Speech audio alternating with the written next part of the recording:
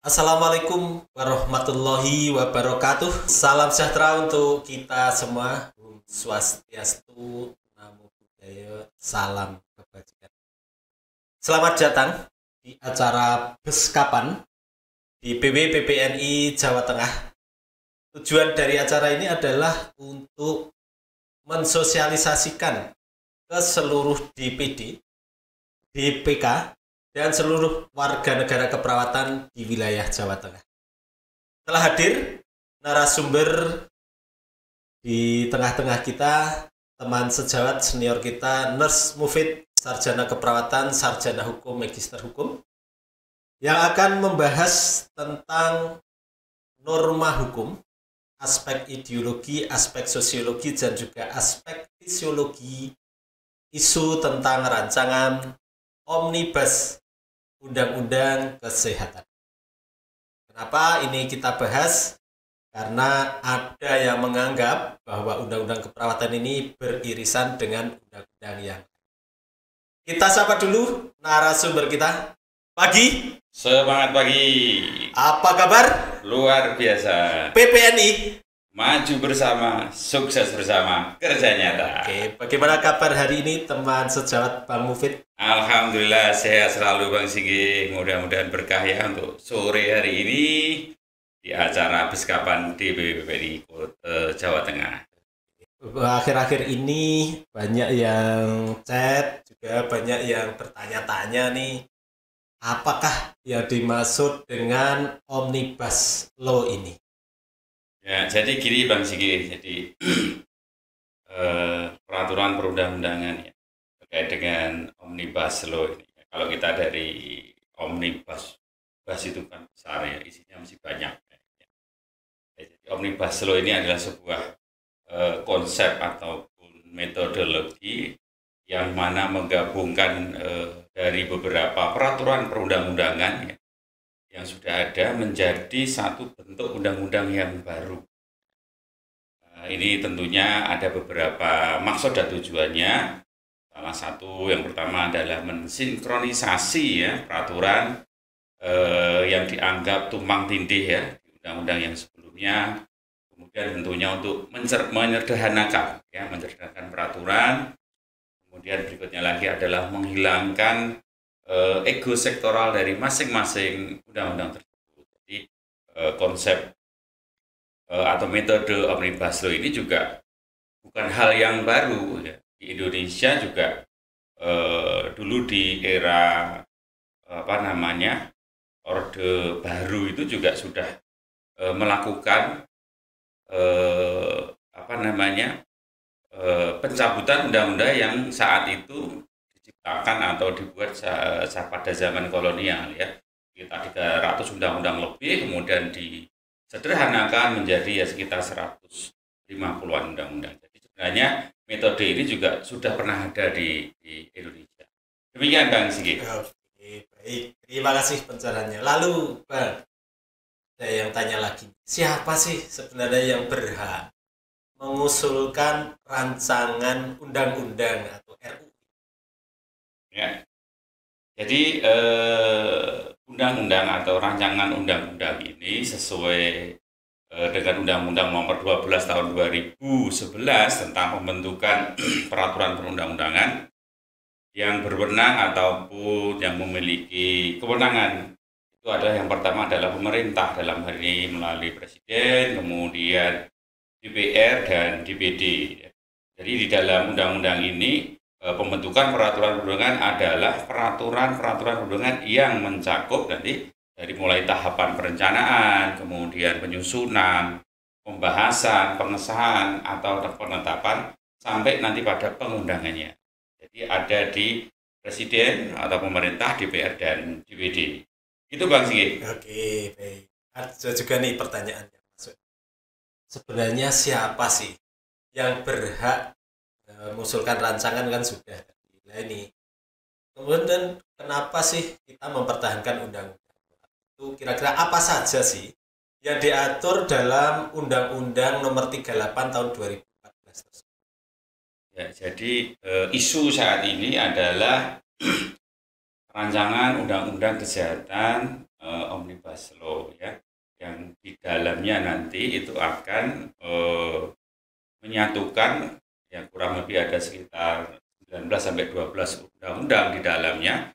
Salah satunya adalah Undang-Undang 38 2014 ya, yaitu tentang keperawatan. Nah, di Undang-Undang 38 2014 sendiri itu sebenarnya sudah cukup lengkap mengatur profesi keperawatan ya.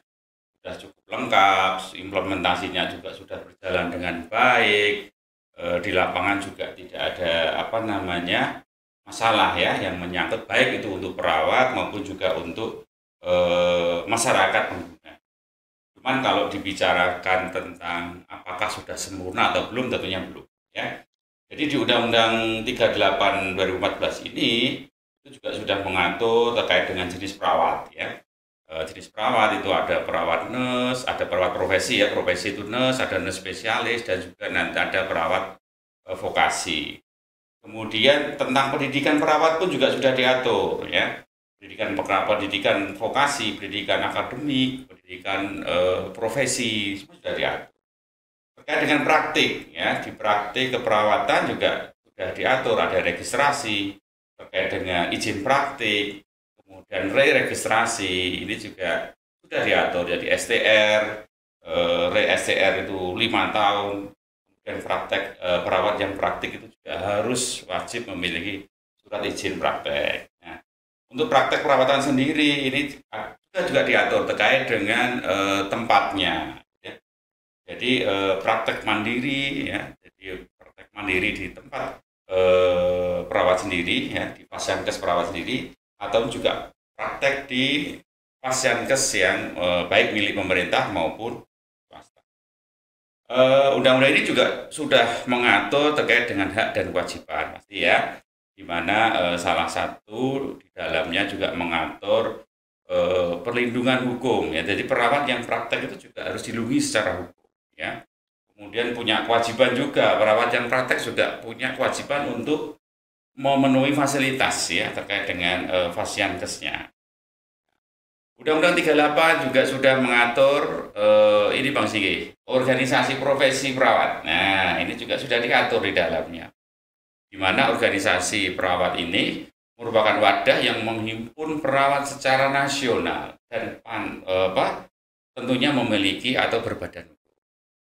Ya. Selanjutnya juga sudah mengatur juga tentang kolegium keperawatan atau kecabangan ilmu ya keperawatan. Jadi kolegium ini juga memiliki fungsi di mana dia masing-masing kolegium ini juga mengembangkan cabang dari disiplin ilmu keperawatan. Berikutnya lagi tentang konsel ya, konsel keperawatan tadi ya. Konsel keperawatan juga sudah diatur di sini, di mana salah satu tugasnya adalah menyusun standar pendidikan tinggi, kemudian menyusun standar praktik, kemudian menyusun standar profesi, gitu ya, melakukan penegakan disiplin praktik, ya, kemudian menerbitkan dan mencabut STR bagi perawat yang memiliki masalah tentunya ya. Ya, itu punya kewenangan konsel ini untuk mencabut atau membekukan, baik itu bersifat sementara maupun permanen. Berikutnya juga sudah diatur juga di dalam Undang-Undang 38 itu terkait dengan pengembangan, pembinaan, dan pengawasan. Kemudian juga sanksi, ya ini sanksi juga sudah diatur, sanksi administratif, di mana terdiri dari teguran lisan, tertulis, kemudian denda ya secara administratif dan atau pencabutan izin. Berikutnya juga undang-undang ini mengatur juga tentang yang belum kelihatan ini Pak. Kalau di Undang-Undang 38 ini Bang yang belum diatur dengan jelas ya, yang jelas adalah terkait dengan kesejahteraan. Kesejahteraan perawat ini belum jelas diatur. Standar penggajiannya seperti apa, kemudian remunerasinya ya, mungkin kalau sekarang bahasa remunerasinya seperti apa, ini juga belum diatur. Nah, ini mungkin yang perlu disikapi dan disupport ya nanti supaya ini bisa dilengkapi lagi. Dan Undang-Undang 38 ini sudah cukup berjalan dengan baik ya, dan habis ya. Harapan kita sebagai masyarakat keperawatan di Jawa Tengah khususnya dan Indonesia pada umumnya, undang-undang ini tetap eksis ya, karena dulu perjuangan untuk bisa disahkan undang ini cukup luar biasa. Demikian Bang Singgih.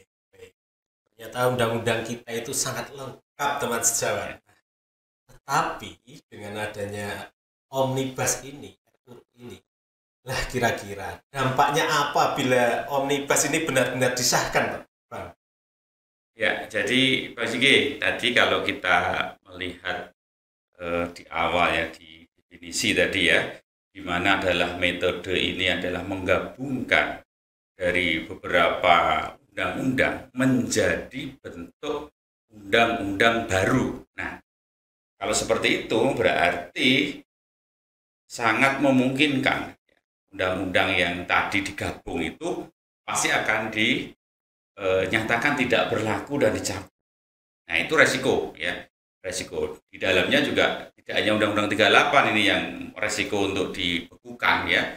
Ada Undang-Undang Kesehatan, ada Undang-Undang Tenaga Kesehatan, ada Undang-Undang Pidana gitu ya. Dan yang lainnya ya, sekitar ada 9 sampai 12 undang-undang ya. Nah, ini kita cukup prihatin nanti kalau sampai Undang-Undang 38 ini juga dibekukan. Tapi ini masih sangat dinamis ya. Nah, ini baru dalam proses awal pembahasan di Badan Legislasi DPR ya. Beberapa hari yang lalu juga beberapa organisasi profesi termasuk PPNI juga sudah diundang untuk di dalam rapat dengar pendapat umum. Jadi ini masih sangat dinamis ke depan perkembangannya inilah nanti monggo dunia keperawatan khususnya Jawa Tengah ini teman-teman silahkan bisa mengikuti ya. Mengikuti perkembangannya, kalau punya ide silakan memberikan masukan yang terstruktur. Begitu Bang Singgih. Oke, baik. Kalau gitu, nih saya nih dan teman-teman perawat nih. Ya, gimana Bang? Apa yang harus saya lakukan? Sikap saya sebagai perawat dan saya dengan teman-teman semuanya di seantero Jawa Tengah ini. Bagaimana sikap kita sebagai profesi perawat?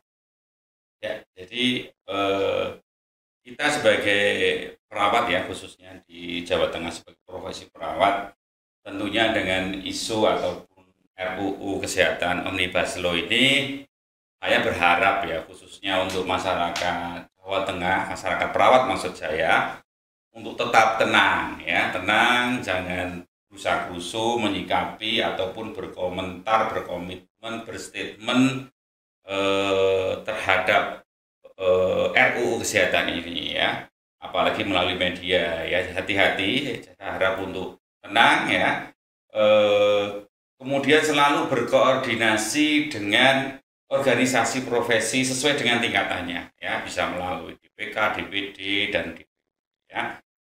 Jika akan menyalurkan pendapatnya atau menyampaikan statementnya itu disalurkan melalui organisasi profesi ya, sesuai tingkatannya tadi.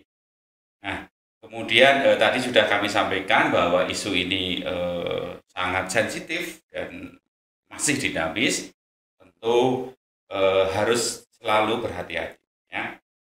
Tadi sudah kami sampaikan bahwa beberapa waktu tadi Balik juga sudah mengundang OP untuk RDPU ya, rapat dengar pendapat umum ya. Maka saran kami sekarang ini perawat khususnya Jawa Tengah dan pada umumnya untuk seluruh Indonesia merapatkan barisan ya, merapatkan barisan menjadi satu pasukan yang kompak. Satu pasukan yang kompak artinya kalau kita bicara pasukan berarti harus ada komandonya. Apa kita garis lurus menunggu atau mengikuti komando dari DPP. Demikian Bang Singgih. Kita menunggu komando dari DPP. Berarti gitu. Ya, terus DPP itu saat ini sudah melakukan apa, Bang? Ya betul. Jadi sejak isu ini meluncur ya beberapa waktu yang lalu ya, sekitar sebulan atau 2 bulan yang lalu isu ini meluncur, OP organisasi profesi itu sebenarnya sudah mengambil langkah Bang Singgih ya. DPP contoh ya, DPP itu sudah melakukan Rapimnas, itu dilaksanakan pada 18 Oktober 2022 di Jakarta, di mana dihadiri oleh seluruh ketua DPW ya seluruh Indonesia ya, dilaksanakan di Jakarta. Nah, ini juga menghasilkan satu kesepakatan ataupun satu sikap ya. Yang pertama adalah Undang-Undang 38 2014 ini adalah merupakan landasan atau dasar yang kuat bagi perawat ya dalam rangka untuk pengembangan profesi ya, agar profesionalitas perawat Indonesia ini semakin terjamin dan mampu dalam menghadapi era persaingan. Undang-Undang 38 ya ini juga sudah mengatur profesi perawat itu dari tadi sudah saya sampaikan di awal ya, mengatur dari awal atau dari hulu sampai ke hilir itu sudah dengan baiknya ya, juga mengatur pelayanannya perawat kepada masyarakat ya. Dan juga sudah memberikan kepastian hukum baik itu untuk perawat sendiri maupun untuk masyarakat. Kemudian yang ketiga, Undang-Undang 38 sejak diundangkan sampai dengan sekarang sudah berjalan dengan baik, sudah established ya. Implementasinya pun tidak ada masalah, baik dari sisi perawat itu sendiri maupun bagi masyarakat. Ya. Jadi kesepakatan berikutnya yang keempat adalah save Undang-Undang 38. Undang-Undang 38 kita amankan, ya, tidak dimasukkan di dalam pembahasan RUU Kesehatan Omnibus Law. Demikian Pak Sigi.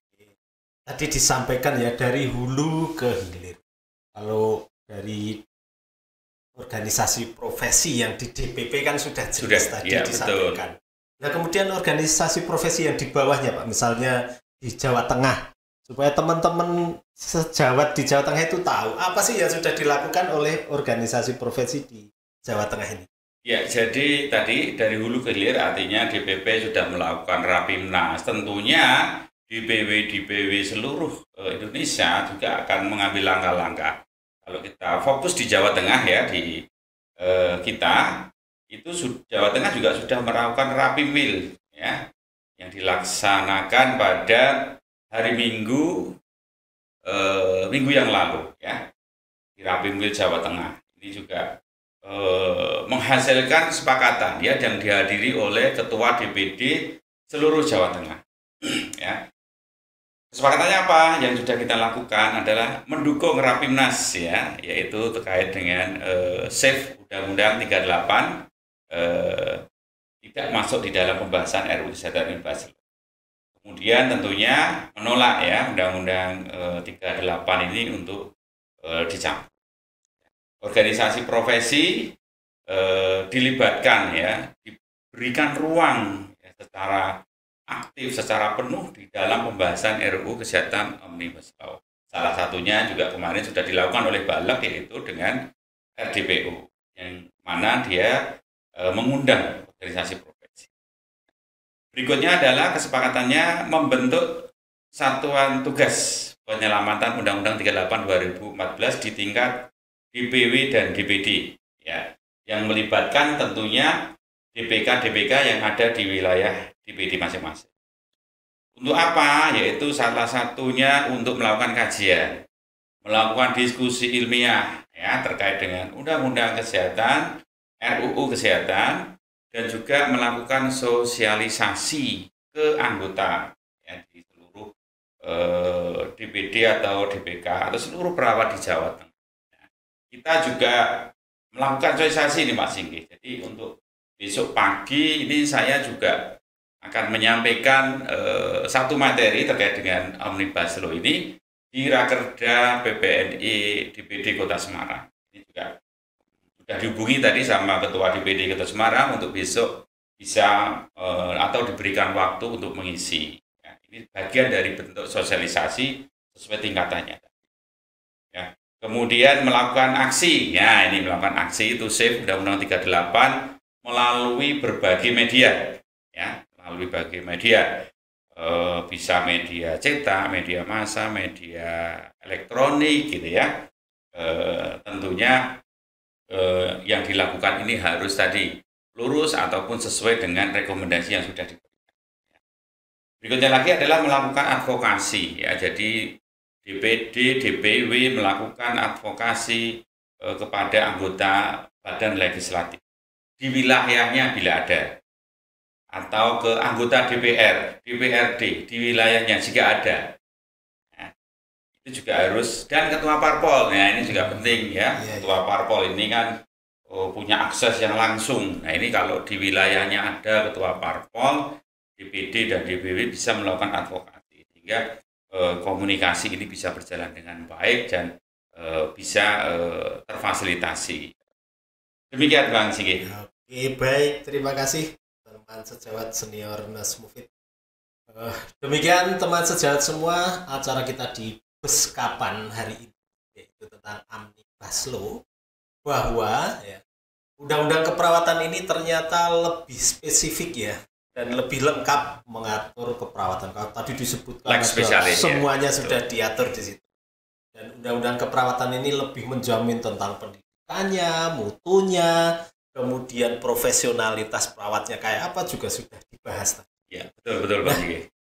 Ketika ada ya, undang-undang ini mau dijadikan undang-undang umum, maka ini bertentangan karena undang-undang keperawatan ini spesialis ya, nggak mungkin mau dijadikan sebagai leg generalis. Betul.